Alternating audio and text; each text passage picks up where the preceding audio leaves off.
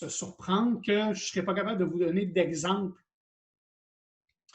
Des fois, je ne suis pas capable de le faire, mais dans beaucoup de cas, puisque j'ai été un président de l'Ordre pendant 15 ans, pendant 9 ans, j'ai siégé au bureau de l'Ordre pendant 15 ans, j'ai été au comité de discipline pendant très longtemps, j'ai été au comité des règlements à l'Ordre. Donc, il y a quand même les règlements, je les connais quand même très bien. D'emblée, laissez-moi vous dire une chose. Cet été, j'ai reçu un diagnostic d'un mélanome métastatique de stade 3. Naïma a vécu un petit peu tout ça cet été avec nous parce qu'elle travaillait avec nous au bureau.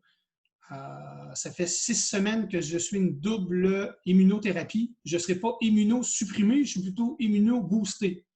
D'après moi, la COVID, je ne la prendrai jamais là, parce que mon système immunitaire est dans le piton. Ce qui fait que je suis plus fatigué. Mon système est un peu plus sensible, mais ça n'empêche pas que je vais être là pour vous donner les cours tous les lundis. Ce que j'ai fait, c'est que j'ai plutôt cessé de voir des patients au bureau, puis je fais du télétravail. Tant qu'être à la mode, on va être à la mode jusqu'au bout. Fait que je fais de l'admin à partir de la maison. Donc, oui, puis un mélanome, c'est une tumeur de la peau, mais moi, je n'ai pas ça sur la peau. Moi, tant qu'à faire un cancer, tu as souvent de faire ça hardcore. Moi, c'est une bosse dans le dos intramusculaire non opérable. L'immunothérapie va faire que ça va tout disparaître. Il n'y en aura plus, puis on va passer à travers tout ça. Il ne faut pas vous en faire avec ça. Je vais être là pour vous enquiquiner encore très longtemps. Et même quand on va devenir des collègues audioprothésistes, je vais être encore là en train de vous enquiquiner. Et c'est juste pour vous dire qu'il y a peut-être des journées où je vais avoir l'air un peu plus fatigué, ça se peut. Il y a peut-être des journées où je vais avoir une voix un peu plus éteinte, ça se peut. Mais dites-vous que je vais donner mon 100% à chaque fois. Et il ne faut pas hésiter à vous poser des questions, il ne faut pas hésiter à me challenger. C'est pas parce que j'ai ça que ça va diminuer mon entrain à répondre à vos questions et à vous challenger aussi. Donc, ceci étant dit, si jamais vous avez des questions, vous pourrez en poser à Naïma. Elle a vécu ça avec nous à travers son emploi d'été chez nous. C'était un peu rock'n'roll, mais on s'en sort. On a une bonne équipe au bureau, puis on va s'en sortir. C'est juste pour éviter les cancans. Et le fait de peut-être me voir avec 20 livres de moins en 5 semaines, c'est pas laissez faire le gym, laissez faire ça. Le cancer pour perdre du poids, là, c'est fantastique. Ça marche. Alors, je fais bien des blagues, là, mais c'est pas. C'est mon état de santé, mais vous ne devriez pas me voir dépérir plus que ça. Je devrais plutôt reprendre des couleurs et reprendre des forces au fur et à mesure. Donc, ceci étant dit, on va commencer tout de suite par le plan de déroulement. Je vais vous envoyer un plan de déroulement. Vous allez voir dessus, comme vous avez vu dans les ressources, il y a, attendez un petit peu, je vais juste aller le chercher ici. Je vais faire le partage. Mais, excusez, il faut que je reprenne mes habitudes. Le plan de déroulement qui est ici. Donc, le plan de déroulement, comme on peut voir, il va être un peu évolutif dans le sens suivant. Vous le voyez bien à l'écran? Oui, merci. Donc, comme on peut voir, le cours d'aujourd'hui, présentation du plan de cours, grille d'évaluation, plan de déroulement de la session. On va avoir évidemment en deuxième partie, savoir-être avec le patient, médias sociaux et confidentialité. La semaine prochaine, on va voir tenue de dossier et la RAMQ. Pas de cours la semaine suivante parce que c'est la fête du travail qui est un lundi. C'est comme à chaque année, c'est comme ça. Le cours du 3 va être aussi tenue de dossier RAMQ. Et quand on tombe au cours 4, vous voyez le logiciel AudioClick. C'est que normalement, là, on est en train de trouver une solution au cégep pour être capable de travailler via iCloud pour que moi, je puisse, parce que vous allez être capable de travailler via AudioClick au cégep. Quand vous allez en présentiel au cégep, vous êtes capable de vous installer, vous êtes capable de faire le travail. Sauf que moi, étant donné que je ne me rendrai pas au cégep de la session, il faut que je trouve une façon, parce qu'il y a un travail qui est relié à ça. Donc, c'est pour ça qu'on a reporté ça un petit peu plus à fin septembre, mais ça n'aura pas d'impact de toute façon sur le reste des enseignements. Donc, on voit les lois et règlements. On a un examen qui est le 27 octobre. On va faire la correction de l'examen. Lois et règlements et organismes payeurs. On est les organismes payeurs et on a un dernier examen. Le reste des évaluations, ça va être surtout des devoirs que vous allez faire. J'ai repensé un petit peu au cours cet été. Et je pense qu'avec les devoirs que je vais vous faire, vous allez beaucoup mieux assimiler la matière que si on faisait que des examens théoriques via Forms où c'est pas, on s'entend que ce n'est pas hyper convivial. Là. Oui, j'ai besoin d'examens, mais les travaux, vous avez 4 devoirs à faire et on va le voir dans quelques minutes. Alors, vous allez avoir 4 devoirs à faire. Je les ai mis dans le temps à l'intérieur du plan de cours, mais vous allez voir, ça se peut que ça décale. Ça va dépendre toujours où on est rendu. C'est variable, mais c'est de devoir que vous avez à faire. Je vous le donne une semaine, puis vous le remettez la semaine suivante. Ce n'est pas à faire durant la classe. C'est à faire durant la semaine. Il y a une boîte de dépôt, comme d'habitude, sur Colnet. Fait que vous avez une façon de me le remettre, tout simplement. Donc, on va arrêter ce partage ici. Donc, c'est le plan de déroulement. Comme je disais, c'est relativement simple. C'est 15 semaines de cours, dernier examen, 15e semaine de cours, l'examen final. Normalement, l'examen final est à livre ouvert. Ça traite beaucoup de réglementation. Je ne vous demanderai pas que veut dire l'article 3.01.06b du Code de déontologie. Ce n'est pas pertinent de savoir ça comme ça. C'est plutôt dans un... Puis vous allez le voir, on va le faire plutôt dans les examens, par exemple, et dans les travaux. On va le faire dans des mises en contexte. Voici une situation. Voici ce que dit le Code de déontologie. Donnez-moi une situation à laquelle ça s'applique. Est-ce que, pour répondre à ta question, Jean-François, est-ce qu'il y a un horaire à distance à AudioClick? Peut-être. On est en train de travailler avec ça avec le service informatique. Si jamais moi, j'y ai accès à distance via le cloud, bien, vous y aurez accès à distance également. C'est pas, mais ça, comme je vous dis, c'est pour ça qu'on a reporté cette partie-là à la fin septembre, juste pour être certain. Donc, c'est vraiment où on va avoir un peu plus besoin de par cœur, je veux dire, dans la réglementation, c'est vraiment au niveau de la RAMQ. Parce que la RAMQ, étant donné que c'est quelque chose qui est beaucoup plus réflexe lorsqu'on voit les patients. Est-ce qu'il a le droit à son embout? Est-ce qu'il doit remplacer sa prothèse? Qu'est-ce que j'ai besoin comme document? Il faut que ça devienne beaucoup plus automatique. C'est beaucoup plus avec les organismes payeurs. Quand on parle de la loi, oui, il y a certains articles qui sont hyper importants, mais il y a quand même juste 12 articles dans la loi. C'est super compliqué. Et dans le code de déontologie, tenue de dossier de cabinet de consultation, c'est vraiment dans un ensemble d'actes qui sont beaucoup plus, on va voir beaucoup plus de cette façon-là que de voir quel est l'article machin, puis c'est pas pertinent, c'est quand même pas, c'est pas là le but de l'exercice. C'est vraiment de savoir cet article-là, qu'est-ce qu'il veut dire et dans quel contexte on va pouvoir l'appliquer ou dans quel contexte il s'applique. C'est vraiment dans cet objectif-là qu'on va le faire. Donnez-moi juste une petite seconde. Parfait. Bon, good. Donc, on avait également, comme je vous disais, le plan de déroulement. Est-ce que j'avais sorti autre chose aussi? Ça, on pourra le voir un petit peu plus tard. Ah oui! Oui. Super important. C'est pas celui-là.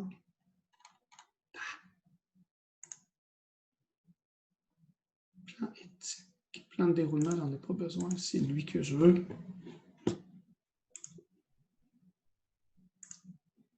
Ça ici. Là, ils nous ont bien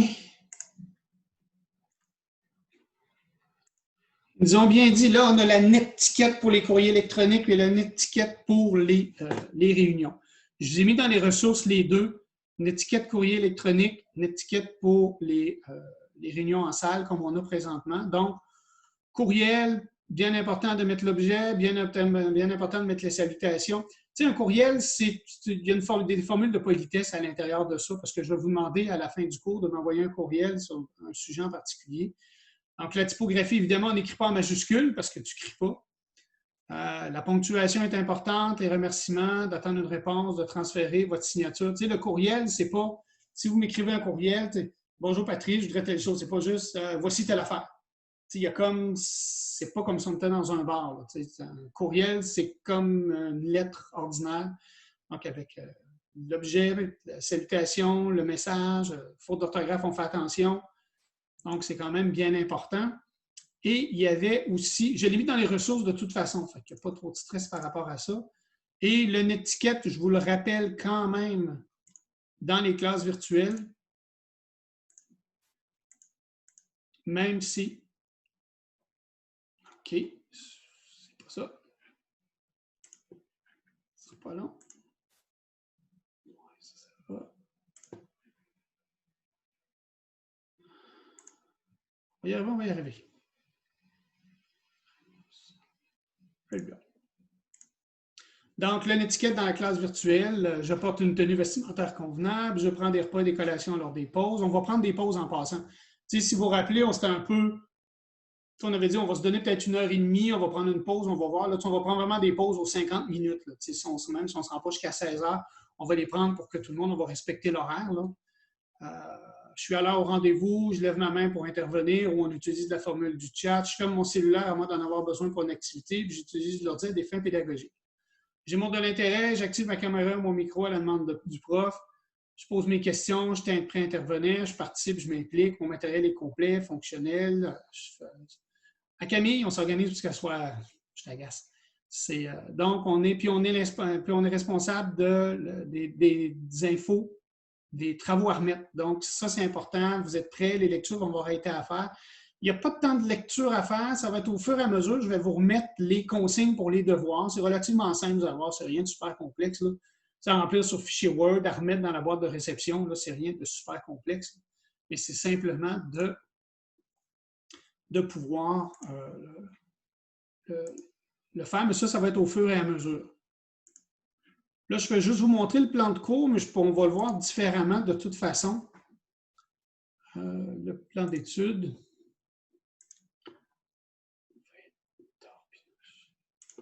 Je vous jure des fois.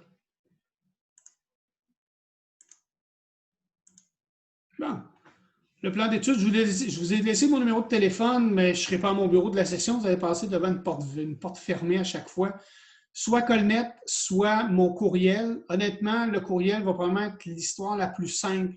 Parce qu'étant donné que le Colnet, c'est mon courriel, je l'ai dans mon iPad, je l'ai dans mon ordi, je l'ai dans mon téléphone. Utiliser mon courriel, ça va être plus simple. patpelletier@cégeplapocatière.qc.ca. Ça va être beaucoup plus simple. Donc, dans la description du cours, vous avez le cours d'éthique, c'est principalement des compétences non cliniques de façon spécifique. Et puis, on a une partie administration avec le logiciel et les organismes payeurs. Donc, c'est vraiment connaître et maîtriser les différentes lois et règlements qui encadrent la profession d'audioprothésiste, apprendre des règles d'attribution des différents organismes payeurs publics et privés, puis connaître le bon fonctionnement d'un logiciel de gestion. En fin de compte, c'est un exercice qu'on fait ensemble parce que c'est en lien avec le règlement sur la tenue de dossier cabinet de consultation et ça a un lien avec votre cours de prestage. Étant donné que vous avez un patient, vous devez constituer un dossier physique. Là, vous allez constituer un dossier informatique. Pour ceux qui ont travaillé cet été dans des cliniques, la majorité, sinon la totalité des cliniques ont soit les deux hybrides, un dossier physique et un dossier électronique ou juste un dossier électronique. Donc, il faut être capable de naviguer entre les deux. Et ça, oui, je le sais que AudioClick, ce n'est pas le logiciel qui est chez là, puis ni le logiciel qui est au groupe Forget, mais c'est des logiciels qui se ressemblent. Ça va vous déjà donner une idée. Là. Ceux qui ont déjà travaillé, ça ne sera rien de nouveau, mais c'est vraiment déjà vous donner une première approche. Les énoncés de compétences, la CQ qui est d'analyser la fonction de travail, la CZ d'établir des relations professionnelles avec la clientèle et d'autres professionnels, et la D5 d'effectuer des gestions d'une entreprise. Là, vous avez les éléments de compétences spécifiques qui vont être touchés. Donc, le cours se divise en 4 parties. La partie 1 qu'on voit aujourd'hui, donc éthique et professionnalisme en audioprothèse, savoir-être, cégep et milieu de stage, utilisation des médias sociaux et confidentialité. Donc, ensuite de ça, présentation et utilisation du logiciel, niveau de gestion des opérations. On parle de fin septembre, mais c'est là qu'on va vraiment avoir un bon survol de la régie d'assurance maladie, parce qu'on va le voir en approfondi en 4e partie, et on va avoir quelques exercices à faire avec ça, et également en lien toujours avec le règlement sur la tenue de dossier des cabinets de consultation et de la cessation d'exercice. C'est comme ça que le règlement s'appelle. La partie 3, vraiment plus hardcore, pas dans le mauvais sens du terme, mais vraiment, tu sais, deep dedans, c'est vraiment les règlements, la structure professionnelle, l'ordre des audioprothésistes, les lois, les règlements, le code de déonto. On rentre vraiment dedans. Et partie 4, tout ce qui est organisme payeur, RAMQ, CNESST. J'ai laissé CSST parce qu'on l'appelle encore de même, on sait que c'est la CNESST. Anciens combattants, affaires indiennes, GRC, assureurs privés, autres. On va vraiment passer à travers tous ces organismes payeurs-là. Donc, comme je vous disais, on va y revenir. J'ai un plan un petit peu plus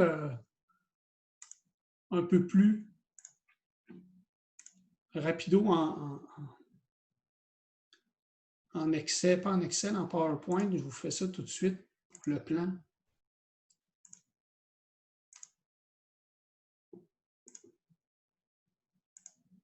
Donc, ici, dans le plan.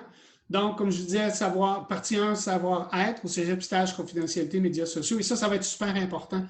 J'écoutais, oui, même si je suis malade, j'ai écumé Netflix en masse, puis oui, je n'ai pas cessé mes habitudes. Je me couche beaucoup plus tôt, par contre. Je dirais que je me couche à 10h, 10h30, je ne me couche plus à 2-3 heures du matin. Il y a une série, je suis très documentaire ces temps-ci, qui s'appelle Connected sur Netflix. Et il y avait une personne qui avait demandé à Tinder toutes les infos que Tinder avait sur elle depuis qu'elle est sur l'application Tinder. Tinder, il a envoyé des papiers. Il a envoyé 800 pages de papier de toutes les infos collectées sur elle depuis qu'elle est sur Tinder. Moi, quand les gens me disent que le vaccin va avoir, de la COVID, va avoir une puce pour vous suivre, puis vous traquer avec le 5G, vous en traitez un dans votre poche depuis des années, un tracker, puis vous faites la file pour l'acheter à 1000$ à chaque fois qu'il en sort un nouveau modèle. C'est pas. Puis je m'inclus dans le groupe, là, hein, c'est pas, je ne m'exclus pas de la masse. Donc, logiciel en gestion des opérations d'eau-protège, j'ai mis une parenthèse fin septembre pour la présentation du logiciel et de l'exercice qu'on va faire.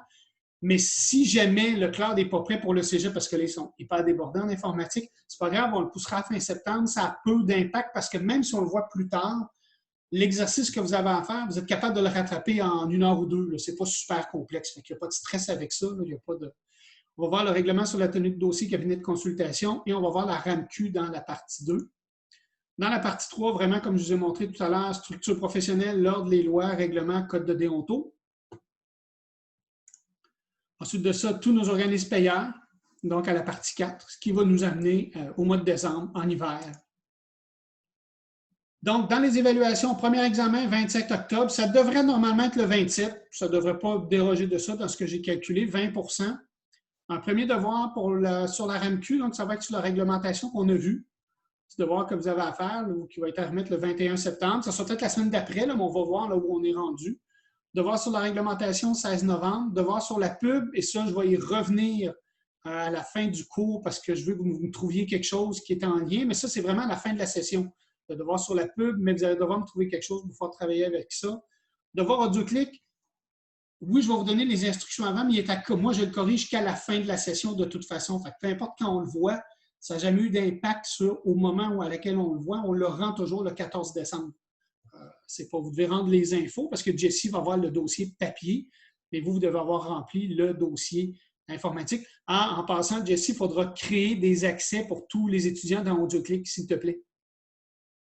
Parce que je ne suis pas sûr qu'ils ont dans AudioClick des accès. Fait que, étant donné que tu es encore notre maître d'œuvre de tout ça, fait que ça sera de créer un accès à tout le monde dans AudioClick pour qu'ils puissent entrer. Donc, quand on entrera, quand je vous montrerai tout le fonctionnement. Et l'examen final théorique, lundi, le 14 décembre, probablement va être fait sous forme. Je vous le dis tout de suite, c'est avec livre ouvert. Depuis des années, je le fais avec livre ouvert parce que c'est vraiment des mises en situation qui fait que vous n'avez pas besoin d'apprendre par cœur. C'est d'être capable de conceptualiser, d'être capable de suivre à travers tout ça. Fait que c'est vraiment pas une question de par cœur. C'est que si vous avez bien suivi, vous avez bien fait une révision de notes parce que la semaine précédente, on fait une révision. Je vous ai regroupé, je vais vous avoir regroupé toute la matière qui est importante à l'examen en une séance de diapos qu'on ne verra pas parce qu'il y en a à peu près 95-100, quelque chose comme ça, 100-125, et qui regroupe toute la matière importante. Et la matière à l'examen est à l'intérieur. Il est bâti comme ça, cet examen-là, parce que ça recoupe toute la matière, puis c'est des mises en situation. Puis éthique se prête bien de la mise en situation. Trouver un machin, l'article 12 de la loi, moi je le sais, là, parce que je patauge là-dedans depuis longtemps, mais je ne vous demanderai jamais ça. Donc, ce sont les évaluations, le 4 devoirs, 4 examens. Comme vous pouvez voir, si vous passez les 4 examens à 100%, ça vous fait que 40%. Il faut faire les devoirs si vous voulez avoir au moins 60%. Les devoirs ne sont pas difficiles en passant. Ce n'est pas plus complexe qu'avant. Ça va être sur fichier Word. Vous avez des questions à remplir, puis vous les remettez dans la boîte de réception dispo à ce moment-là. Donc, les consignes et critères d'évaluation vont être mis lors de l'attribution des travaux. Donc, le dossier patient, AudioClick, la RAMQ, réglementation et publicité. Au fur et à mesure, je vais vous les donner. Vous allez voir, c'est très clair, c'est simple, il n'y a rien de complexe. Ça ne demande pas de la recherche. Ça vous prend une couple d'heures à faire, puis c'est tout. Il n'y a rien de stressant. Ce n'est pas un travail de recherche, ce n'est pas des travaux qui durent 2-3 semaines. Ça va prendre peut-être 2-3 jours à faire. 2-3 jours. J'exagère, ça va prendre, si vous vous attelez, vous le faites, puis ça va prendre 2-3 heures à faire. C'est rien de super compliqué.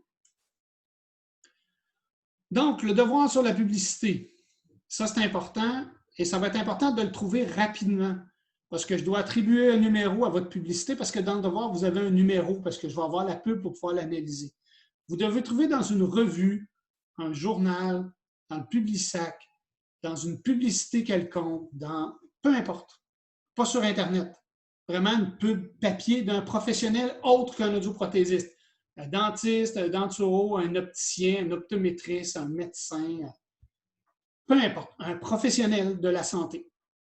Souvent, on en voit, là, on reçoit des espèces de petits cahiers, là, puis là, dedans, il y a des pubs de denturo, des pubs de dentistes, des pubs. On en soit dans le Publisac, on en soit, peu importe. Un encart publicitaire, peu importe. Vous avez 3 semaines pour trouver ça. Ça soit de fouiller dans le Publisac, fouiller dans le placoteux, fouiller ce que vous recevez dans la boîte aux lettres chez vous, on va le mettre dans la boîte au recyclage. Ces trucs-là, vous avez 3 semaines. Quand vous l'avez, gardez-la, puis vous me la ferez approuver. Et vous allez faire, quand on va être rendu au règlement, qui est la partie 5 du Code de déontologie, le règlement sur la publicité, c'est la partie 5 du Code de déonto, c'est que vous allez analyser la publicité d'un professionnel, mais via notre règlement qu'on a. Ça va vous permettre souvent, puis avant, je faisais des publicités de voitures. Je prenais dans le Soleil ou dans le Journal de Québec des pubs de chars, de camions, de trucks. Sauf que c'était bien parce que ça vous permettait de vraiment bien extraire les informations, sauf que ça s'applique moins bien parce que ça a un but mercantile qui est très, très grand. Je vous donne 4 nœuds, votre char vous coûte 52$ par semaine, 29$ par semaine, on a juste la couleur bleue, machin. Alors que la pub d'un professionnel, oui, il peut y avoir des prix, nous, c'est interdit en audioprothèse, mais c'est pas, ça va vous permettre d'analyser comment se fait la publicité chez d'autres types de professionnels, mais en l'analysant à travers notre règlement. Fait que ça va vous permettre de mieux le conceptualiser. Moi, j'ai toujours aimé cet exercice-là parce que ça vous permet de vous pencher un peu plus. C'est beaucoup plus concret. Donc, vous avez 3 semaines. Cherchez. C'est pas vraiment un problème là, de regarder. Là, c'est pas... S'il y en a, s'ils reviennent, par exemple, à la maison. Oui, Jean-François, je t'écoute, vas-y. Est-ce qu'on cherche une pub avec certaines caractéristiques pour nous aider ou n'importe quoi, la première du bar, ça va faire? La première du bar, ça va faire, c'est pas vraiment un problème. Parce qu'eux autres aussi, ils ont quand même des règles déontologiques à respecter dans leur. C'est minimal dans leur déontologie. Tu ne pourrais pas avoir, par exemple, Patrice Pelletier, audioprothésiste, numéro de téléphone. C'est comme j'ai mis ma carte d'affaires. Tu as un concept de pub en arrière de tout ça qui fasse que il faut que j'attire le monde, il faut que j'attire les trucs et tout ça. Puis on évite tout ce qui est audioprothésiste, audiologie. Ça, c'est proscrit. C'est pas, on ne fera pas l'analyse de ça. C'est vraiment chez d'autres types de professionnels. Puis il n'y a pas de bonne ou de mauvaise publicité en passant. On ne fera pas l'analyse graphique ou l'analyse optimale d'une publicité. C'est vraiment de prendre, puis on va le transposer dans le cadre du règlement sur les audioprothésistes avec la publicité. Ça répond à ta question, Jean-François? Jean-François? Youhou! Oui, ça répond à ma question. OK, c'est bon. Bienvenue. Évidemment, tous les devoirs sont faits individuellement. Il n'y a pas de travaux d'équipe. Donc, tout est fait individuel. Donc, comme mentionné dans le plan d'études que vous avez de toute façon, c'est 0,5 par faute jusqu'à concurrence de 10 %. Ça n'a pas changé depuis que vous êtes là. Évidemment, lors d'examen, l'enseignant met à la disposition des étudiants des dictionnaires antifaute. Dans mon cas, ça va être un peu tough de vous souligner des dictionnaires antifaute. Là, on va s'organiser. Lors de la période d'examen, ben là, dans mon cas, vu que ça va être des examens à type ouvert, vous allez avoir droit à le matériel électronique, mais ça, je vais vous le dire au fur et à mesure. Ça, c'est plutôt les consignes quand on est en présentiel, mais là, en virtuel, c'est un peu différent. Aucun retard. Donc, si on se présente en retard à un cours, on essaie d'être à l'heure, les copains. Théoriquement, je ne devrais pas vous admettre si vous avez en retard, ça irait qu'à la pause suivante. Je vais respecter les pauses, ça, ce n'est pas un problème. Justement, faire une pause. C'est bon, on est correct. Même chose pour un examen. Si on se présente en retard à un examen pour intégrer la salle, il n'y a pas d'extension. Si quelqu'un fait l'examen au service adapté, parce que l'examen peut être fait au service adapté pour les étudiants qui en ont besoin et qu'un étudiant serait parti du service adapté, la note attribuée est 0. Organisez-vous pour être à l'heure comme d'hab. Ce n'est pas vraiment un problème. Dans la remise des travaux, malgré que c'est des devoirs que vous devez remettre la semaine suivante, si jamais vous ne les remettez pas, d'habitude, les devoirs sont remis à la fin du cours. Moi, la boîte de dépôt se ferme à 16 heures. Donc, si jamais vous le remettez après les jours de retard, les jours calendrier de retard, 10 s'applique premier, deuxième jour, troisième jour de retard, c'est la note 0. Mais ça, c'est rien de nouveau. Là, c'est des règles d'évaluation des apprentissages du cégep depuis que vous êtes au début au cégep. Pour cette partie-là, ça va? Question? C'est pas super complexe, non? Personne n'a la main levée. C'est bon? Good. Parfait. C'est bon. Donc, on va passer au cours proprement dit. Voulez-vous prendre une pause tout de suite? On reprend ou on y va jusqu'à... On se donne 20 minutes. Après ça, on prend une pause à moins 10. Prendre une pause à moins 10 comme d'hab. Ça va aller? Good. Perfect. On y va avec ça. Donc, premier cours aujourd'hui, à 24 août. Car le temps passé vite en citron. Donc, aujourd'hui, partie 1, ça va être cégep et stage, médias sociaux, utilisation et confidentialité. L'éthique, on va faire un petit peu de définition des termes, parce que on dit éthique, professionnalisme, là on entend ça, éthique. Bon. L'éthique, c'est une partie de la philosophie qui envisage les fondements de la morale. C'est l'ensemble des principes moraux qui sont à la base de la conduite d'une personne, donc de quelqu'un. L'éthique, c'est comme ça. C'est pour ça qu'on va parler de... puis il y a des grands chercheurs, des éthiciens dans les universités, justement pour établir ces principes moraux-là qui sont quand même nécessaires à la bonne conduite d'une société. Et c'est la définition est tirée du dictionnaire Larousse. La morale, c'est qui se conduit selon les règles de comportement communément admises dans une société qui est conforme aux bonnes mœurs. Je ne sais pas, pour ceux qui ont déjà eu des diplômes d'études universitaires, des diplômes d'études collégiales ou des permis de pratique, c'est inscrit dessus, a répondu aux exigences et de bonnes mœurs. C'est une ancienne formulation que cette personne-là a une bonne morale et a répondu à ce à quoi on s'attendait pour qu'elle puisse exercer son travail, son métier, son activité. Encore là, j'ai pris ça dans le Larousse français. Le professionnalisme, c'est quelqu'un qui exerce une activité avec une grande compétence. Ce qu'on essaye depuis 3 ans, ça va faire 3 ans maintenant que vous êtes au cégep, c'est ça qu'on essaye de faire, de vous donner cette grande compétence-là pour que vous puissiez agir avec professionnalisme. L'éthique et la morale vont venir avec la réglementation, c'est-à-dire notre code de conduite, notre code d'éthique, notre code de déontologie, c'est l'ordre qui le détermine. Et ça a quand même des implications qui sont importantes. Comme un professionnel, on fait partie d'un ordre professionnel, on va donner des professionnels de la santé, mais ça vient avec des obligations, ça vient avec des devoirs, ça vient avec des grandes responsabilités. Nous, au cégep, on s'organise pour vous donner cette compétence-là. Ensuite de ça, l'ordre s'organise pour vous donner le cadre légal de pratique dans lequel vous pouvez le faire. On peut être d'accord ou ne pas être d'accord avec différentes règles. Il y a des règles qui sont très contraignantes. Je suis bien d'accord. C'est le prix à payer de faire partie d'un ordre professionnel. Donc, la compétence, on a le savoir, on a le savoir-faire, puis on a le savoir-être. Rien de nouveau sous le soleil, c'est quelque chose que vous connaissez, qu'on vous tambourine les oreilles depuis très longtemps, je pense depuis votre arrivée à la première année, qu'on vous tambourine avec ça, puis je vais être encore fatiguant avec ça parce qu'on va vous en parler, puis on va vous en parler, puis on va vous en parler encore. Donc, le savoir, c'est avoir la capacité, après études et apprentissage, de pratiquer et d'exercer une activité. Donc, le savoir, c'est ce que vous avez appris. C'est ce que vous avez appris dans les cours théoriques, c'est ce que vous avez appris dans la matière que vous avez appris en physique, que vous avez appris en biologie, que vous avez appris en psychologie, que vous allez apprendre en éthique, que vous allez apprendre dans tous les cours théoriques. C'est ça le savoir. C'est être capable, après études, de pratiquer, d'exercer c'est une activité. Le savoir-faire, c'est les compétences acquises par l'expérience. Donc, tous les laboratoires qu'on vous impose, tous les travaux qu'on vous impose, c'est la compétence acquise par l'expérience dans les problèmes pratiques, dans l'exercice d'un métier ou d'une profession. La profession, c'est moi qui l'ai ajouté. Dans le dictionnaire Larousse, la profession n'apparaît pas. Mais le savoir-faire. Donc, on a le savoir et le savoir-faire. Donc, le savoir, je l'ai appris. Le savoir-faire, je l'ai pratiqué. Évidemment, le savoir-être, ça, c'est un peu plus complexe parce que c'est comme plus en demi-teinte. Le savoir-être est un savoir-faire relationnel, façon de savoir comment se comporter, trouver la conduite appropriée à l'emploi considéré, c'est-à-dire adopter les comportements et attitudes attendus dans une situation donnée. C'est-à-dire comment je réagis à un patient qui pleure dans mon bureau. Comment je réagis à un patient qui est en colère dans mon bureau.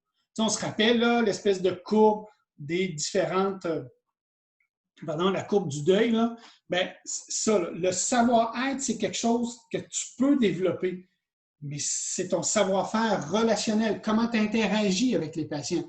Comment le patient te parle et comment tu rebondis sur ce qu'il te dit pour pouvoir mieux l'aider. C'est vraiment ça, la dernière portion de votre formation est beaucoup axée là-dessus. Relation d'aide que vous allez voir avec Dominique, votre prestage, là, on est vraiment dans la relation d'aide, dans le savoir-faire relationnel. C'est vraiment la façon de savoir comment se comporter. Parce que le fait d'avoir le savoir et d'avoir le savoir-faire, ça va très bien. Ce n'est pas un problème. Ensuite de ça, de mettre ça ensemble, de le synthétiser et d'être capable de le mettre dans un savoir-faire relationnel qui relève de votre compétence au niveau du savoir, de ce que je sais, de ce que je suis capable de faire, mais comment je le rends, comment je le redonne au patient. Donc ça, c'est quand même très, très important. Donc, c'est nos trois choses. Évidemment, le savoir-être avec le patient, le vouvoiement est demi. Et ça, on va être, honnêtement, cette année, là, on va être extrêmement sévère. Vous êtes des étudiants de troisième année, vous devez porter l'exemple envers les deuxièmes et envers les premières années. Le vouvoiement est de mise avec les visiteurs au département, que ce soit des patients ou non. L'hygiène corporelle est irréprochable. Il y a un code vestimentaire. On vous a déjà présenté le code vestimentaire, d'autant plus que vous risquez de recevoir des patients. Donc, le code vestimentaire, même si vous ne recevez pas des patients, vous allez avoir de vos collègues qui vont en recevoir. Donc, si vous avez une présence au département parce que vous avez un travail à faire, qu'il y a des patients qui peuvent être là, on s'habille. Les pantoufles en lapin de la résidence, puis en pyjama, parce que ça donne que vous venez du... c'est pas l'idéal. Donc, mais c'est vrai. C'est pas... Il y a 3 ans, là, des patients rentraient, puis je voyais des étudiants en pyjama, puis en pantoufles de lapin. C'était comme... Putain. Et c'est pour ça qu'on a mis un code vestimentaire. J'ai l'impression d'être à l'école primaire ou à l'école secondaire, mais c'est pour ça, parce qu'il y a des gens qui n'avaient pas tout à fait compris que il y avait un code vestimentaire, puis que dans les cliniques, pour ceux qui ont travaillé dans les cliniques cet été, on ne s'habille pas n'importe comment. Je suis désolé, là, c'est pas... Puis là, je ne parle pas de piercing, je ne parle pas de tatou, je ne parle pas de ça. Ça, c'est une expression personnelle et corporelle qui... Écoutez, moi, j'étais à la mode, je suis le seul qui ne l'a pas, je pense. C'est pas... Non, mais je fais des blagues. Mais c'est pas, je ne parle pas de ça, je parle de l'habillement. C'est comme chez nous à la clinique, quand on n'a pas de jeans. C'est pas... si on porte des sandales, ben, l'hygiène des pieds doit être irréprochable. Moi, je ne porterai pas de sandales, je n'ai pas des beaux ongles. De toute façon, des sandales, c'est pas chic en complet. Là. Mais c'est pas... Ah oui, la pandémie fait que je ne porte plus de cravate en passant au bureau. C'est pas... J'ai un garde-robe de cravate, je dois en avoir à peu près 50, je n'ai pas mieux. Parce que c'est un vecteur de contamination. C'est pas... Mais donc, le code vestimentaire est quand même... Puis concernant le code vestimentaire, faites attention aux sous-vêtements inappropriés dont on perçoit la couleur sur un vêtement clair. Il ne faut pas porter un sous-vêtement trop ajusté qui laisse paraître des marques disgracieuses. Malheureusement, les filles, c'est hyper sexiste. Ça s'adresse surtout à vous autres, les filles. C'est pas les gars, si vous êtes sloppy, vous allez le savoir. Là. Les jeans troués, je sais qu'ils coûtent cher, mais on n'en porte pas pareil. Il ne faut pas afficher délibérément les bretelles d'un soutien-gorge. Il faut faire attention. Il ne faut pas porter des encolures trop plongeantes. Et ça, les filles, même dans votre pratique, c'est super important. Les décolletés peuvent devenir gênants pour les patients ou les patientes, même si le vêtement vous va très bien. Il faut juste faire attention aux décolletés plongeants. Ce n'est pas approprié. Puis les gars, on ne regarde pas là. C'est mal. Les bretelles spaghetti, robe soleil, les hauts bustiers sont à proscrire. Shorts, pantalons capri ou bermuda au-dessus du genou sont acceptés à condition d'être légèrement au-dessus ou sous le genou. C'est pas cuissard, vêtements sportifs, c'était pas inapproprié. Jupe trop courte, super important. Jupe trop courte, là, si vous êtes debout puis vous arrivez à mi-cuisse, quand vous vous asseyez, vous arrivez plus que la mi-cuisse. C'est comme... tester le vêtement à la maison pour savoir si je m'assois, il arrive jusqu'où. C'est quand même important. On doit voir la peau entre là, les chandails bédaines, les trucs comme ça, c'est peut-être la mode. je pense plus, là. C'est pas, mais non, il faut que ça couvre au complet. Des jeans défraîchis, troués sans proscrire, les chandails au logo texte inapproprié. Je ne vous donnerai pas d'exemple, là, mais c'est pas. Faut faire attention. Donc, trop décontracté comme les hoodies, les t-shirts un peu tout croche, sandales de plage, chapeau, casquette prohibée, vêtements froissés, c'est disgracieux. On a déjà retourné des élèves, tu as l'impression qu'il avait passé, c'est déjà arrivé il y a quelques années. Un élève se présente au cours pour dire tu ne rentres pas. Pourquoi? Tout est froissé. Ben, je ne suis pas toute chemise, pas un chandail. Ben oui, un pantalon, on a l'impression qu'il avait dormi avec pendant une semaine. Il faut faire attention. Ça ne vous est pas arrivé, je n'ai pas vu ce type de comportement-là dans la classe, mais une année, c'est arrivé. Les chaussures ouvertes, c'est correct, surtout pour les filles, mais assurez-vous que vos ongles sont bien entretenus. Talons et tout ça, c'est sûr que si vous avez oignon, de la corne, tout ça, oui, Mélodie, justement, au lieu de faire vomir un prof, passe une petite lime, un petit pédicure, un petit pédiperfect, là, les espèces de meules qui vont non, mais vous comprenez ce que je veux dire. Mais c'est important. Confidentialité et médias sociaux. C'est probablement... Vous avez tous des comptes Facebook, Instagram, whatever. Dites-vous que le jour où vous allez devenir audioprothésiste, donc dans à peu près 1 an, moins d'1 an, dans à peu près 10 mois, lorsque nous devenons professionnels et membres d'un ordre professionnel, on a des droits qui sont garantis par la loi sur les audioprothésistes, on a des privilèges, mais on a également des devoirs et des obligations. Et ça, ce bout-là, de devoirs et obligations, il y a des gens qui ont un peu plus de difficultés avec ça. Ça, on va y voir, on va y venir au fur et à mesure. On a des droits et des privilèges. Ce qui fait que jamais oublier que peu importe ce que vous dites sur les médias sociaux, vous allez devenir audioprothésiste 24 heures sur 24, 7 jours sur 7. J'en ai fait l'expérience cet été. Il y a des gens qui ont trouvé que je les avais un peu trop brassés sur un forum, puis le syndic m'a écrit une lettre. Je vis très bien avec ça, je n'ai pas de problème avec ça. Il trouvait que j'avais des propos haineux. C'est plutôt que les gens avaient la couenne sensible, mais en tout cas, c'est pas. Mais vous êtes audioprothésiste tout le temps. Et ça, c'est super important. Vous ne pouvez pas dire n'importe quoi, n'importe quand, sous le couvert de l'anonymat du fait que ben là, c'est pas dans le cadre de... Vous allez devenir audioprothésiste, vous allez devenir 7 jours sur 7, 24/7, tout le temps. Donc, vous ne pouvez pas être sur n'importe quel réseau social et dire ben là, je ne l'ai pas dit, je n'étais pas audioprothésiste, vous allez devenir tout le temps. C'est déjà arrivé par le passé, il y a à peu près 3 ans. Une infirmière avait déblatéré sur un de ses patients, je pense, dans une conversation, je ne sais pas quoi, Facebook. Le syndic de l'Ordre des infirmières l'a retrouvé et l'a emmené devant le comité de discipline. Ce n'étaient pas des infirmières qui se parlaient.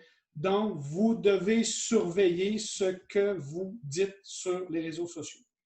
Et je vous fais une grande suggestion empreinte de sagesse. J'ai des cheveux gris, donc je suis un homme sage. N'importe quoi. Faites le ménage de vos photos dans vos comptes Facebook, Instagram et tutti quanti.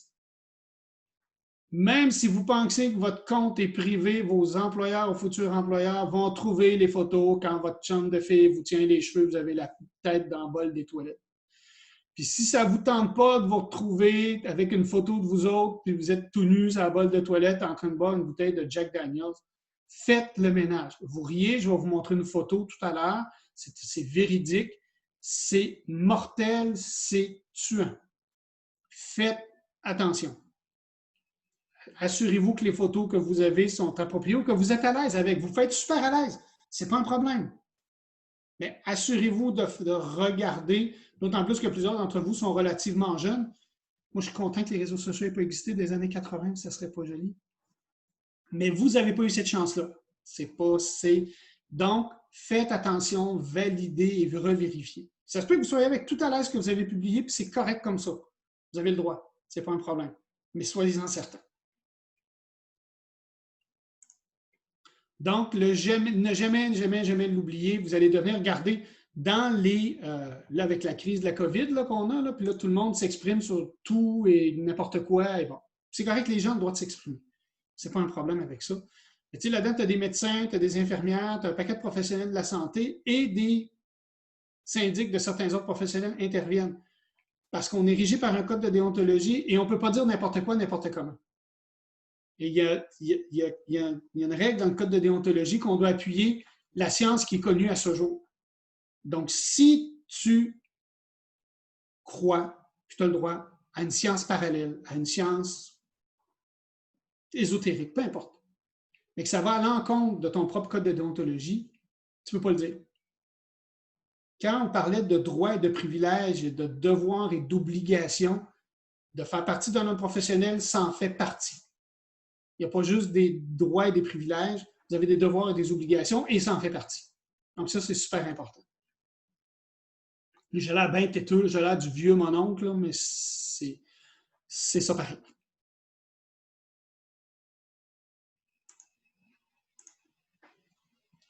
L'audioprothésiste doit respecter le secret de tout renseignement de nature confidentielle, le 3.0601 du Code de déonto.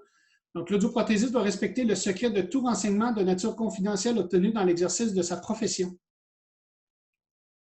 Ce que ça veut dire, c'est que si la sœur de Céline Dion, c'est votre patiente, bien, ça reste dans votre bureau. Vous n'en parlez jamais. Vous n'avez pas à en parler. Ça ne se dit pas. À moins que la personne devienne la porte-parole de la clinique et le dise, mais vous ne pouvez pas aller au 5 à 7 avec les chummettes le soir et dire « Ah, tu sais pas qui j'ai vu? » Ah, puis là, sortir le magazine People, puis de dire que vous avez des patients de telle chose. Ça ne se fait pas. On est des professionnels. Le professionnel, la personne qui vient te voir, tu lui garantis le secret professionnel. On est lié au secret professionnel et vous n'avez pas le choix. La pire affaire qui pourrait arriver, et pas parce que c'est une personne connue, vous allez souper un soir avec des chums. Puis là, vous parlez d'une patiente qui est Alzheimer, machin, et tout ça. Puis ça donne que dans le box à côté, c'est sa fille qui mange. La réputation du bureau va en prendre un coup, et la vôtre va en prendre un sérieux coup. Ce qui se dit au bureau, reste au bureau. C'est pas donc, il faut juste faire attention et être. Donc, je ne veux plus faire aussi, c'est-tu normal ou c'est moi qui ai mêlé? Ben, c'est parce qu'il y a un truc qui s'est passé sur le partage d'écran. Ah, c'est ça. Désolé, Fauzi. Pas parce que je t'aime pas. Oui, Naïma? Moi, j'avais une question justement par rapport, tu disais que l'infirmière parlait d'un de ses patients. Est-ce que c'était vraiment, elle avait dit donner le nom, tout ça, ou on peut par exemple parler de notre expérience sans donner justement d'informations au patient et là, c'est bon. En fin de compte, elle avait donné suffisamment d'informations qu'elle avait été capable de retracer le patient. Il fallait que ça soit assez précis, là. Oui, on peut parler d'expérience qu'on a. Aujourd'hui, j'ai vu une cliente, il m'est arrivé telle chose et tout ça, sans donner de détails qui vont nous permettre de l'identifier relativement facilement. Oui, on peut en discuter, mais il faut faire attention. Il faut être très, très, très méticuleux. Oui, Jean-François? Est-ce que c'est la même chose à l'interne d'une même clinique? Tous les intervenants qui ne rencontrent pas le patient, en théorie, on ne devrait pas en parler ou on peut? Non, dans la clinique, souvent, on va en parler parce que souvent, on va partager certains éléments qui vont nous aider à mettre en place le plan de service. Moi, je parle vraiment, c'est quand tu sors de la clinique, il faut vraiment que ça ferme étanche. Parce que dans la clinique, on va partager entre audioprothésistes, on va partager avec le personnel, on va partager avec notre audiologiste, on va parler avec différentes personnes parce qu'on a besoin de partager cette information-là. Je vais donner juste un exemple. Par exemple, ma secrétaire va me dire, Patrice, cette personne-là, il faut lui écrire par courriel. Elle m'a donné mon courriel, c'est super important. Tu vas partager de l'info comme ça. Il faut appeler son fils avant, madame a un petit peu de difficulté, elle commence à avoir des problèmes cognitifs. C'est nécessaire parce que là, on est des collaborateurs et de toute façon, comme audioprothésiste, on a une obligation de surveillance de nos employés, de nos stagiaires. Donc, on doit inculquer ce secret professionnel-là à nos propres employés. Ils sont liés par notre secret professionnel aussi. Il faut faire attention à ce niveau-là.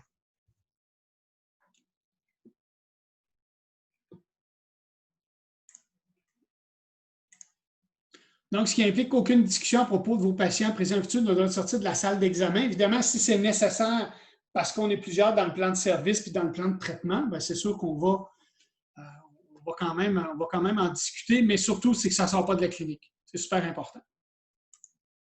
Jamais! C'est mal. Il ne faut pas faire ça. je fais bien les blagues, là, mais c'est quand même important là, de s'assurer que tout soit le plus confidentiel possible. Donc, il est moins 10. Prends une petite pause, 10 minutes. On se revoit à 13 heures. C'est bon?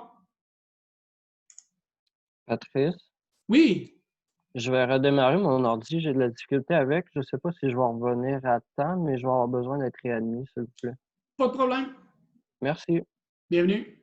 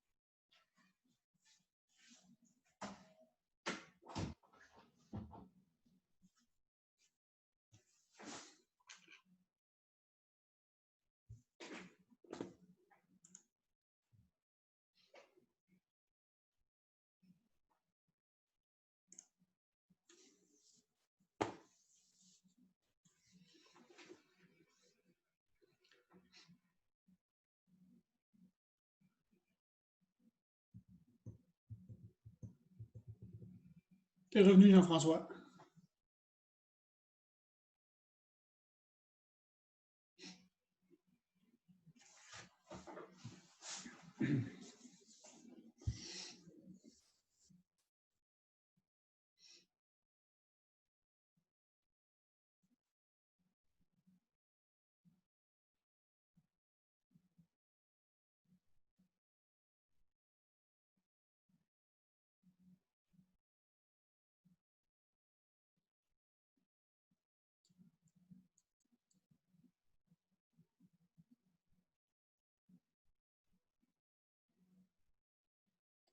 Patrice, Oui, Fauzi.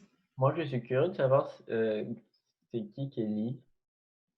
Kelly, je vais vous la présenter tout à l'heure. Ok. Kelly, c'est une étudiante qui a comme pris une pause. Ah, ok. Elle était en 2e année. C'est vrai, j'ai manqué à mon devoir de bon père de famille. Je suis désolé. Fait que c'est pas, elle était, c'est ça, là, elle recommence. Écoute, j'ai pas jasé avec Kelly. Kelly, j'ai oublié de te présenter à tous. J'ai manqué à mon bon devoir de père de famille. C'est pas grave. Quand tout le monde va être là, on fera les présentations en bonne et due forme. D'accord. Puis vous autres, à part ça, ça va bien? Vous avez passé un bel été malgré l'espèce d'été un peu bise. Presque aussi bronzé que Fauzi. Ouais, ça va être tough, par exemple. Fauzi, Cassie, c'est pas si on devient aussi bronzé que Fauzi puis Cassie, ça va être... Mais vous êtes capable, croyez-y. Non, moi, je rougis et je pèle, fait que ça n'a jamais fonctionné dans mon cas. Tu es comme le homard, c'est la couleur Oui. du homard après. Oui, c'est ça. Devient rouge, tu enlèves la peau, tu manges de la chair blanche, parce que c'est ça. Je passe du rouge au blanc, puis c'est à peu près tout. Il n'y a rien d'autre qui se passe.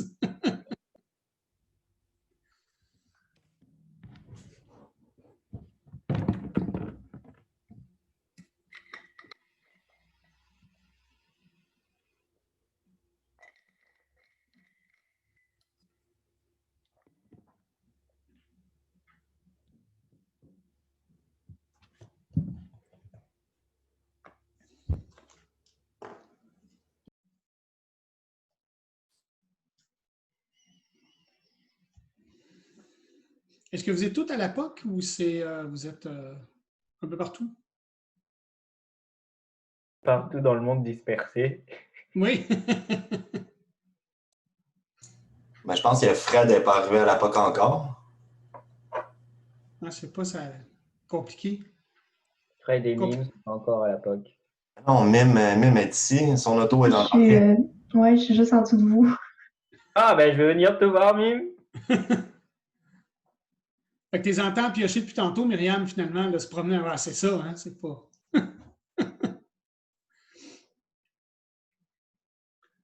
Fait que parfait. Tout le monde semble être là. Fait qu'on va continuer. Écoutez, je suis désolé, j'ai oublié de vous présenter Kelly le moine tout à l'heure. Kelly était une étudiante qui était avec nous il y a 2 ans, Kelly, si je ne me trompe pas. Tu me corrigeras, là. Ouais, ben dans le fond, ça fait 1 an que j'ai... Ben, la cour qui était avec moi, ça fait 1 an qu'ils ont fini. OK, c'est ça. Fait que toi, tu as arrêté après la 2e année. As-tu complété la 2e année ou tu as arrêté à session 5? Non, j'ai complété la 2e année. J'ai même commencé la 3e, mais il est arrivé quelque chose, fait qu'il a fallu que j'ai arrêté en fait, puis j'ai décidé de recommencer pour finir la technique. OK, c'est bon. Fait que là, tu es vraiment dans la bonne séquence, là, en recommençant en 3e année. Non, c'est parce que, étant donné que éthique n'est pas un cours qui est rattaché à d'autres cours obligatoires comme aide auditive 1, 2, 3, 4, audiométrie, tout ça, éthique puis gestion, tu peux le faire. Ils sont obligatoires pour faire le stage, mais tu peux le faire hors séquence. C'est pour ça que je me posais la question. Ah, OK. Fait que tu es dans la séquence. C'est bon, excellent. Fait Kelly, pardon, était une de nos étudiantes. Elle a arrêté pendant 1 an pour une raison qui lui appartient, c'est bien correct. Fait qu'elle a décidé de revenir à ses anciennes amours. Elle ne pouvait pas se passer des profs, d'après moi, c'est à cause de ça. N'importe quoi. Du grand n'importe quoi.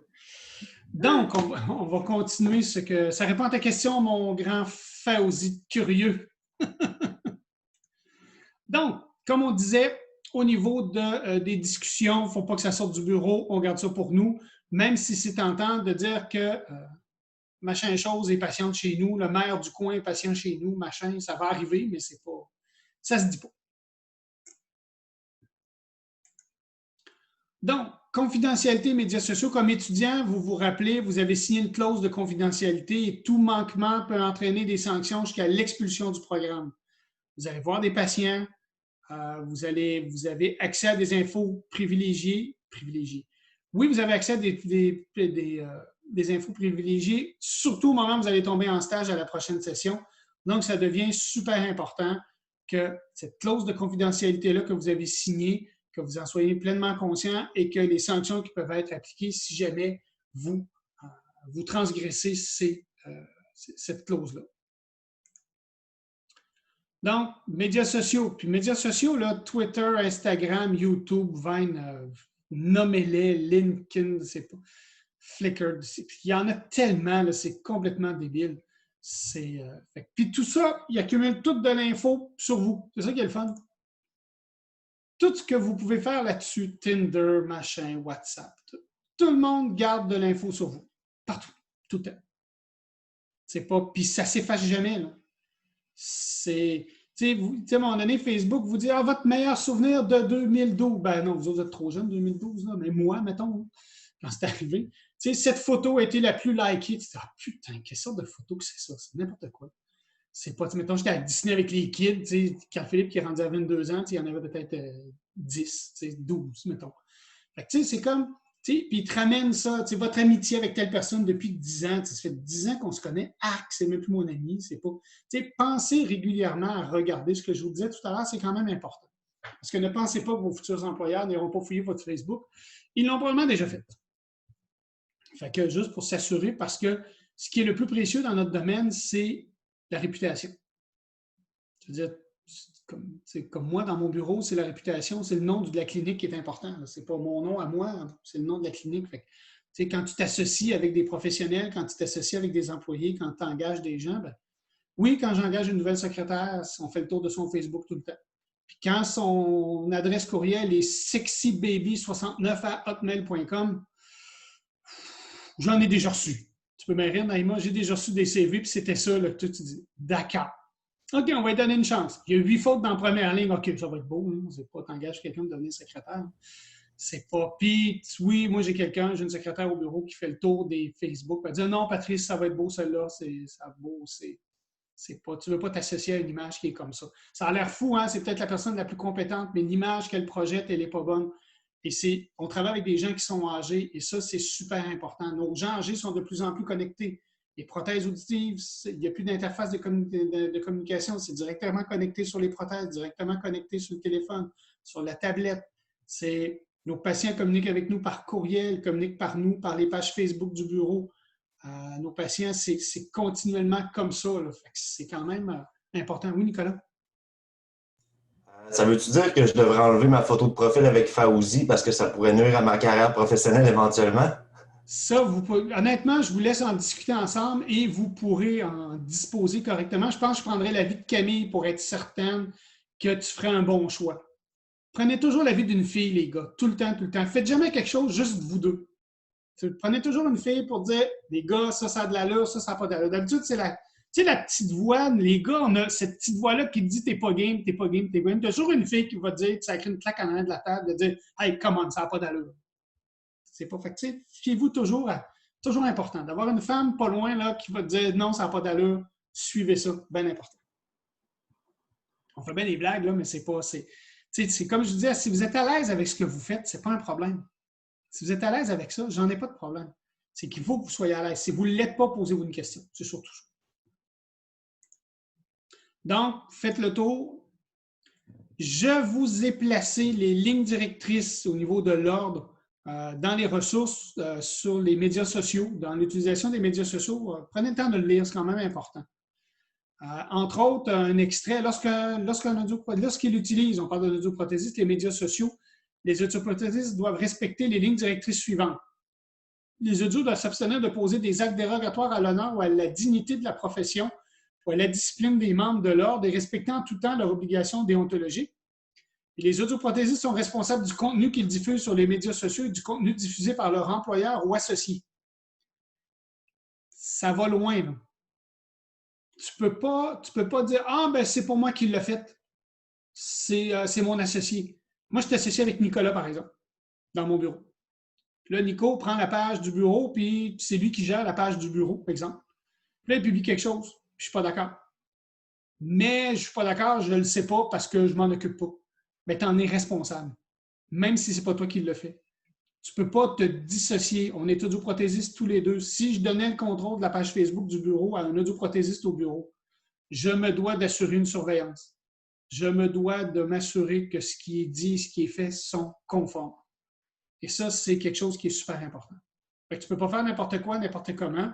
Et même si c'est ton associé ou tes employés parce que tu leur as délégué cet acte-là à faire, tu ne peux pas dire « Ah non, c'est beau, ils s'en occupent, ce n'est pas un problème. » Par exemple, dans certains grands bureaux, ils vont avoir par exemple une directrice des coms ou quelqu'un qui va sur une coordonnatrice, ou peu importe comment on appelle ça, qui va s'occuper des médias sociaux, va s'occuper d'un paquet de choses. Et comme audioprothésiste, tu ne pourras jamais dire « Ah non, mais c'est la coordonnatrice qui s'est occupée de ça. » Non, tu as la responsabilité comme professionnel de t'assurer de la surveillance. Donc, on doit tenir un langage respectueux, empreint de modération, de courtoisie, de politesse, notamment vers leurs collègues et leurs clients de l'autre. C'est ça qu'on me reprochait. Je ne sais pas pourquoi on parlait de propos haineux, en tout cas. Je trouvais qu'ils se grouillaient pas assez le derrière. C'était pas si pire. Lorsque l'utilisation des médias sociaux est en lien direct ou indirect avec leur activité professionnelle, donc tu fais la promo, tu fais les audioprothésistes doivent clairement indiquer leur nom et leur titre d'audioprothésiste. Donc, tu peux pas, il faut faire attention. On ne peut pas faire de diagnostic. On ne peut pas en faire, mais tu ne peux pas poser d'acte professionnel. Quelqu'un écrit « Ah, j'ai tel problème. » Puis là, tu pourrais dire « Ah, monsieur, ça vous prendrait telle prothèse, telle affaire, tel truc, tel machin, sans connaître tous les tenants et aboutissants d'un dossier. » Ça serait très hasardeux de faire ça. Les audioprothésistes doivent respecter en tout temps leurs obligations relatives au secret professionnel. Donc, secret professionnel, les médias sociaux, il n'y a rien de secret là-dedans. Et la confidentialité des informations. Ce qu'on fait, nous, il y a souvent des gens qui vont nous poser des questions, par exemple, via la page Facebook. Ce qu'on va faire, on va leur demander de nous appeler ou nous envoyer un courriel directement au bureau. Et là, on va pouvoir rentrer en communication avec eux parce qu'une conversation téléphonique fait partie aussi du secret professionnel. Donc, c'est important de les amener à pouvoir communiquer avec eux et de ne pas le faire en échange sur, par exemple, la page Facebook ou via le site web, par exemple, ou un chat ou quelque chose comme ça. La publicité faite par les audioprothésistes sur les médias sociaux devait être réalisée conformément au code de déontologie des audios et autres dispositions législatives qui encadrent la profession. Donc, ça fait des années que je l'ai mis là parce que je trouvais ça drôle. Je dis, bonjour, comme je n'ai pas Facebook, j'essaie de me faire des amis en dehors du vrai Facebook, mais en appliquant les mêmes principes. Tous les jours, je descends dans la rue, j'explique aux passants ce que j'ai mangé, comment je me sens, ce que j'ai fait la veille, ce que je suis en train de faire, ce que je vais faire demain.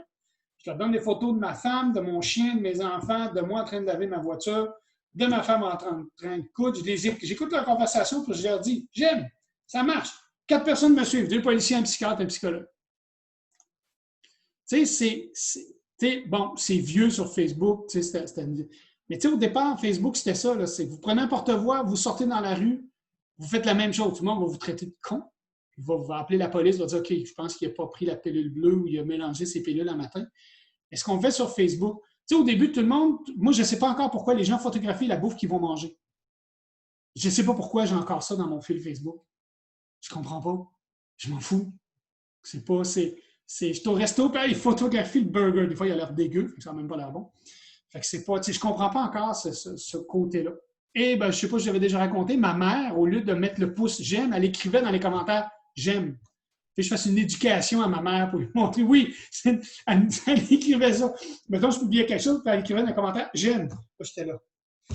C'est ma mère, c'est beau, ma mère a 74 ans, c'est beau. On va faire un petit cours d'éducation facebookienne. Puis là, maintenant, elle utilise le pouce, elle utilise le cœur, elle utilise les différents émoticônes qui sont disponibles. Quand je vous dis que les réseaux sociaux n'ont rien de privé, ça a l'air drôle comme photo, là, ça a l'air un peu bizarre. Hein? Et c'est une vraie photo, c'est pas un montage. Sur la photo précédente, vous voyez le candidat de la CAQ dans le comté de Rimouski, Sylvain Florent, à l'élection générale de 2014, il y a 6 ans. Cette photo était sur sa page Facebook quand ça a sorti des médias, parce que les médias, c'est ce qu'ils font. Ils fouillent le Facebook, il est obligé de se retirer de la campagne. C'est probablement bien mon gars. Ça a probablement peut-être été un très bon député de la région. Fort probablement. Mais par ça, tu perds toute crédibilité. Quand je dis faites le ménage de vos photos, c'est l'exemple parfait. C'est public. Je n'ai rien inventé. Là. Ça se trouve dans n'importe quel média. Vous tapez, vous savez, Steven Fleurant, vous tapez ça sur Internet. La première photo qui va sortir, c'est celle-là. Peu importe ce qu'il va avoir fait dans sa vie, il aura pu avoir inventé un vaccin contre le cancer. Quand tu vas taper son nom, c'est cette photo-là qui va sortir. Sa crédibilité a été flushée dans la toilette. Donc, c'est pour vous montrer cet exemple-là est super important. Morale d'histoire, faites le ménage de vos comptes Facebook, de tous vos comptes, si vous ne voulez pas que vos futurs patrons vous voient comme ça. Là, c'est tout cute, le chien. Ça ne porte pas à conséquence. Là. Pour le stage, super, méga, ultra, plus important. Pour ceux et celles qui ont déjà leur place de stage, vous devez me transmettre les infos suivantes par courriel. Ne m'envoyez pas ça par Colnet, je le veux par courriel. Le nom du bureau complet. Ça s'appelle Pelletier Prévost Audioprothésiste Inc. Je veux la raison sociale au complet. L'adresse complète du bureau. 1234, 2e rue, bureau 824, code postal, numéro de téléphone. Je veux les coordonnées au complet. Ça se peut que vous fassiez quelques bureaux. Mettez-moi le bureau principal. Par exemple, comme stagiaire, vous pouvez vous promener dans 2-3 bureaux, par exemple, ça peut arriver. Puis c'est correct en passant, ce n'est pas interdit, même on le favorise, ça vous permet de voir un petit peu plus souvent de voir de ce qui se passe. Puis, qui est l'audioprothésiste principal à qui on va parler? Ce qu'on appelle le maître de stage. Je disais, moi, Olivier ou Daniel, on va parler avec cette personne-là. Il y a d'autres audioprothésistes qui vont vous superviser durant votre stage. Ce n'est pas un problème. Puis on encourage ça. C'est vraiment pas, mais c'est comme le canal de communication. Pour ceux qui n'ont pas la place de stage, vous me l'envoyez aussi. Puis quand on aura tous ceux qui ont leur place de stage, ça sera dans mon fichier. Ceux qui n'ont pas leur place de stage, avec les places de stage que j'ai, on va trouver une place. C'est pas un problème. Il y en a que je sais déjà. J'ai vu des photos passer sur Facebook, j'ai vu des trucs, fait que j'ai eu des infos, je cite tout. Non, c'est pas vrai. Je sais pas tout, mais j'en sais pas pire. Fait que ceux qui ne l'ont pas, ne vous inquiétez pas. Il n'y a pas de stress, il n'y en a aucun. Depuis que je suis là, ça fait ma 6e année, je place des stagiaires depuis 5 ans. On a de la place pour tout le monde, tout le temps, des bons endroits, des endroits dans lesquels vous allez vous épanouir. Il n'y a aucun stress à ce niveau-là. C'est juste qu'il faut que je le sache. Moi, ça va me permettre de dire, OK, ceux qui ont déjà leur place de stage, fine, c'est canné, parfait. On va commencer à préparer les conventions de stage, commencer à préparer les choses. Puis ceux qui n'ont pas leur place de stage, je vais m'asseoir avec vous. On va s'asseoir virtuellement ou on va se parler par courriel, puis on va trouver la place de stage, puis il n'y en a pas de problème. Ça, ne vous stressez pas avec ça en passant. OK? Ça, ce n'est pas anxiogène, ce n'est pas une situation stressante. Ne vous inquiétez pas avec ça. Ça, moi, je vais m'en occuper. Vous allez avoir des places de stage. Tout le monde va avoir des belles places de stage. Il n'y a pas d'inquiétude. Si vous n'avez pas de place de stage, la seule chose que j'aimerais savoir, si vous avez des restrictions. Parce que si, par exemple, je ne sais pas, moi, j'envoie Myriam en Abitibi, elle dit, là, c'est un peu loin de chez nous. Il faudrait que je le sache. Pour ceux qui n'ont pas d'endroit de stage. Ceux qui ont déjà leur endroit de stage, ce n'est pas un problème. Mais ceux qui en ont, qui disent, écoute, j'aimerais ça peut-être à telle place, telle place, telle place, c'est pas. Puis moi, j'ai des endroits un peu autour, il faudra juste pour pouvoir placer les gens. Il y en a qui n'en ont pas de restrictions, ils vont dire, moi, je peux aller n'importe où, c'est pas un problème. Il y en a qui vont dire, moi, pour différentes raisons, puis je les comprends, là. Vous n'avez pas à justifier vos raisons, d'accord? Puis je ne vous demanderai pas de les justifier, c'est juste qu'on va trouver les endroits sans problème. Il ne faut pas trop vous. C'est juste moi, ça va m'aider, ça va me guider à travers ça. Ceux qui ont leur endroit de stage, transmettez-moi les infos. Ceux qui ne l'ont pas, dites-le moi aussi. À ce moment-là, je vais me concentrer avec vous pour qu'on puisse trouver les endroits. Ça va pour ça? Pour le stage, pas par Colnet, par courriel. Puis lisez la petite étiquette de courriel. Bonjour Patrice, comment vas-tu? C'est pas ça. C'est... Pour ceux et celles qui n'ont pas encore leur place, aussi m'en informer le plus rapidement possible, toujours par courriel. Puis à ce moment-là, nous, on va s'affairer à trouver ces endroits-là sans problème. Je l'avais dit aujourd'hui, c'était plus court. C'était juste une petite mise en bouche. C'est vraiment par rapport à la confidentialité, par rapport aux médias sociaux, c'est quand même important, code vestimentaire.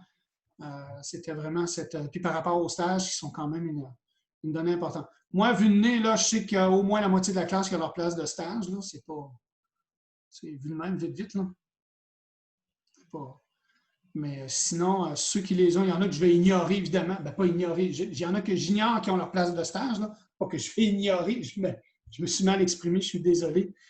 Nicolas et Jessie ont la main levée. On va commencer par Jessie, les femmes d'abord. Oui, je me demandais pour l'accès au labo, pour la pratique, comment ça allait fonctionner? Là, tu me poses une immense question et ça, moi, je te dirais que ça va être quand vous allez commencer votre cours de prestage avec Olivier. C'est lui qui va pouvoir vous donner toutes les infos. OK. C'est sûr que c'est plus 24/7. On n'a plus cette possibilité-là. Puis, de ce que j'ai entendu, ça reste à confirmer. Ça serait comme de 7 à 20 du lundi au vendredi. Il n'y aurait plus d'accès à la fin de semaine. Évidemment, tout ça étant évolutif. Hein. C'est pas, tu sais, il y a un paquet d'affaires. S'il n'y a pas de deuxième vague, il va y avoir un plus grand déconfinement. Tu sais, il va y avoir. Mais jusqu'à l'instant, de ce que j'ai lu, ça serait de 7 à 20 du lundi au vendredi. Fait que là, il risque probablement d'avoir des horaires, il risque d'avoir un certain nombre de choses pour que vous puissiez travailler, parce que vous avez quand même des travaux à faire à travers tout ça. Fait qu'il va y avoir cette façon de faire-là. En passant, je vous ai mis dans les ressources le guide que l'Ordre nous avait donné au mois de mai pour le déconfinement des cliniques, pour la reprise des activités au 1er juin. Ce serait peut-être, si ça vous tente, de le lire, de voir toutes les règles qu'on avait à mettre en place pour qu'on ait l'autorisation de rouvrir les cliniques au 1er juin. Parce que nous, quand tout a planté le 20 mars, et nous, les cliniques, on était au service essentiel, mais on a que réouvert service complet le 1er juin. Toutes les cliniques ont été fermées, sauf au service essentiel, mais au service essentiel.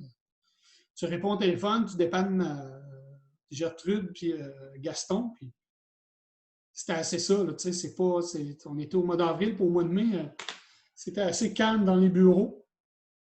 Puis à partir du 1er juin, on était capable de recommencer. Fait que je vous ai mis le guide de déconfinement que l'Ordre nous avait donné. Vous avez le guide d'asepsie aussi qui nous avait donné, ça qui était quand même fait préalablement. Mais le guide de déconfinement vient s'ajouter au guide d'asepsie, où là, on avait quand même des mesures qui étaient un peu plus importantes pour pouvoir ouvrir les bureaux. J'ai quand même, dans les ressources, je vous ai donné beaucoup d'informations, mais on va les voir au fur et à mesure. Lorsqu'on va voir les organismes payants, entre autres, il y a beaucoup de choses qui ont trait aux organismes payants, on va le voir à ce moment-là. Nico, tu avais la main levée, je suis désolé, là, je suis parti. Non, c'est correct, j'avais pas baissé la main tout à l'heure. OK, ça a répondu à la question?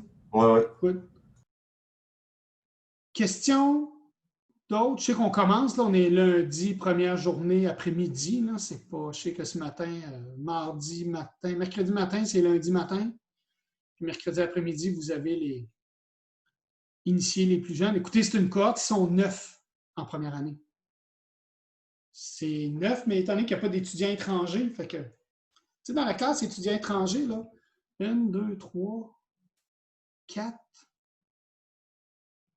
Tu sais, ça fait, vous êtes quand même 4 au total, là, tu sais, dans une cohorte. Dans toutes les cohortes qu'on a eues, il y a 4 ou 5 étudiants étrangers. Ce qui fait que de 9 plus 4 ou 5, tu tombes à 13, 14. Ça fait une différence. C'est pas, cette année, puisqu'il n'y avait pas de permis étranger, on va se rattraper l'an prochain. Fait que ça va être une petite... Prenez-en soin là, qu'on ne se retrouve pas à 3 en troisième année. Là. Faites-leur attention mercredi. Là. Je vous surveille de loin. L'œil de Sauron vous regarde de Québec. Est-ce que vous avez des questions? Des commentaires? Donc, nous, on se voit, comme vous avez vu dans l'agenda, pour vous joindre au cours, là, c'est via l'agenda dans AudioClick. Tous les cours vont être là. Donc, c'est vraiment très simple, vous cliquez juste sur « Joindre » tout simplement. Et ça ne sera pas plus compliqué que ça. Puis, voilà. Si vous n'avez pas de questions, moi, je vous souhaite une bonne fin de journée. On se revoit mercredi prochain. Puis, on va naviguer à travers ça ensemble, là, tranquillement. On va faire ça comme ça. On va vraiment se le faire en période de cours spécifique. 50 minutes, on va prendre une pause de 10. On va revenir 50. Il n'y a pas beaucoup de cours qui durent les 3 heures complets parce que ça demande de la théorie, même si on agrémente ça de discussion, même si on agrémente ça d'exemple. Ça demande quand même, ça peut arriver, certains cours, je me rends jusqu'à 3 heures. mettons, jusqu'à 16h50, 15h50, pardon, mais on va prendre les pauses nécessaires pour qu'on puisse, comme si on était en classe. Ce que je regrette, j'aurais aimé ça en classe, mais j'aime ça vous voir en classe, j'aime ça sentir je suis quelqu'un plus de contact avec les gens que dans le virtuel. Là, ça fait bien le virtuel, mais pas tout le temps. J'aime bien vous voir, finalement. C'est bien plus sûr. Je me suis ennuyé de vous autres cet été. Fait que je vous souhaite une bonne fin de journée. Et s'il y a quoi que ce soit, ne pas hésiter de m'écrire, comme d'habitude, soit par colnet, soit par courriel. Pour ceux qui sont amis Facebook, vous pouvez le faire par Messenger. Évidemment, je ne réponds pas aux petites heures du matin. Maintenant, je dors la nuit. C'est pas avec ce qui m'arrive. Je vous dirais que je me couche à 10h, 10h30 max, je suis couché. C'est pas... Bon, certains vont me dire que c'est des heures normales pour les gens normaux, mais étant donné que moi, je ne fonctionnais pas comme ça, c'est la vie. Oui, Nico, tu avais la main levée. Peux-tu rester 2 minutes après? J'aimerais ça te parler un peu. Oui, il n'y a pas de problème. Merci. Donc, je vous souhaite une bonne fin de journée, les copains. Bienvenue au Québec. Cassie, entre autres, tu as réussi à repasser tous les aéroports et retraverser la moitié du globe pour venir nous voir. Oui, ça a été possible. C'était possible à l'aller, c'était possible au retour. On est bien content que tu sois parmi nous, Cassie. C'est gentil, merci. Puis, on se revoit mercredi prochain. S'il y a quelque chose, n'hésitez pas, écrivez-moi. C'est bon? Je vous souhaite une bonne fin de journée. À la semaine prochaine. Salut!